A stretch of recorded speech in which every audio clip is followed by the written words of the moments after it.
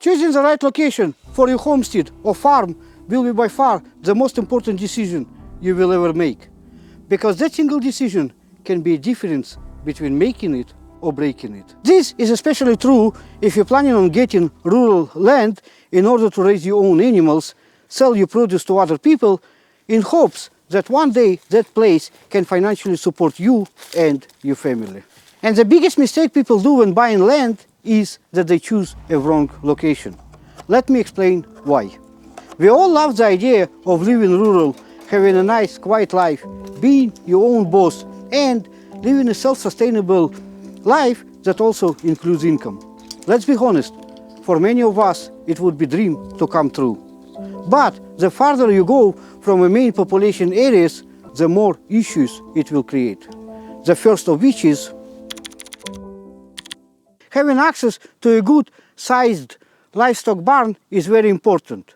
Better if you have two of them nearby. Because despite all the negativity those places get, if you know what you are doing, it will be by far the best place to get your animals from.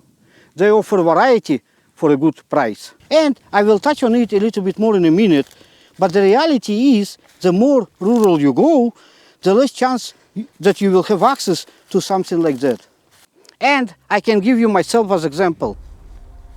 In my location, the nearest livestock barn place is about 160 kilometers away, and it is a small place. Anytime we would go there to buy baby calves, we would come home with 2 or 3 of them. On rare occasion, we would be able to get 6 or 8, but it was so rare, almost like once in a blue moon. So, not something that we can count on. And to make it worse, the volume at our barn sale is so small that they only run sales every other week. So, getting a lot of animals and scaling up is very difficult. And of course, you can always drive up to the next available barn place. But a lot of time it will be hundreds of miles away, and you will spend more time driving than staying at your place and taking care of it. I actually tried to go that road once, and for me the next available barn place is 300 kilometers away. I ended up driving the whole day just to come back home with only a handful of calves and realizing it is another small place.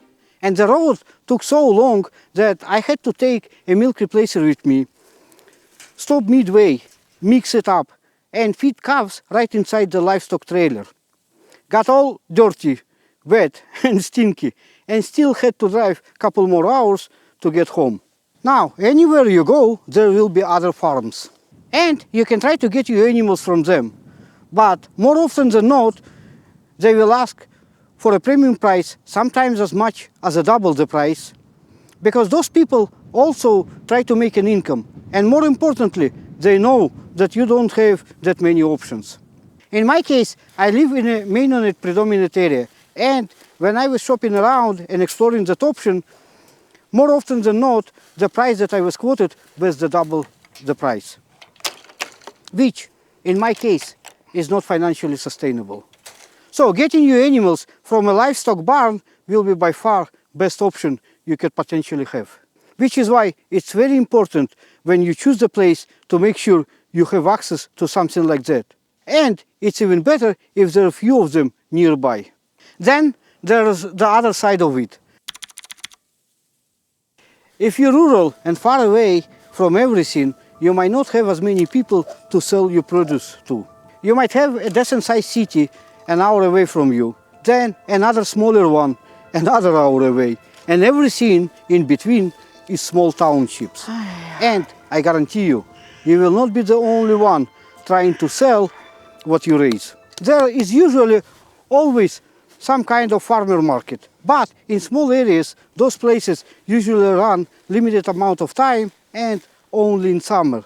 So you still have to worry for the rest of the year how you're going to sell your produce and make an income. Basically, getting a decent sized customer base might not be as easy. For us, we had to offer free delivery, bonuses, good prices, and really think about how we're going to market what we sell.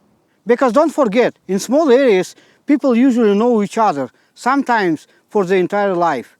And for them to buy something from you rather than from a farmer that they've been buying the meat from for the past 10 years, your offer has to be exceptional. But it is a completely different story if you have a city with a couple 100,000 people nearby. Larger places will usually have a farmer market that open all year round, and you will have no problem finding customers. Don't get me wrong, it's doable, and you can make real good income selling meat even if you're very remote. But you will be hustling non-stop. So for the conclusion, location is by far the most important thing when you are buying land. Because once you buy that land, maybe take a mortgage, you're stuck in that place for a good amount of years. You cannot just take and leave and go to another place. Especially now with economy going down and company is cutting on the workforce, and I'm touching on it because I know a lot of people who have farms or homestead either work remotely or do freelance. And it is getting harder and harder to find those remote jobs nowadays. So it's very important that the place that you buy will be able to support you financially moving forward.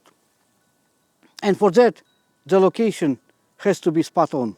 And if you have kids or planning on having kids, then you are building legacy and not just place to live in. And that is all I wanted to say for today.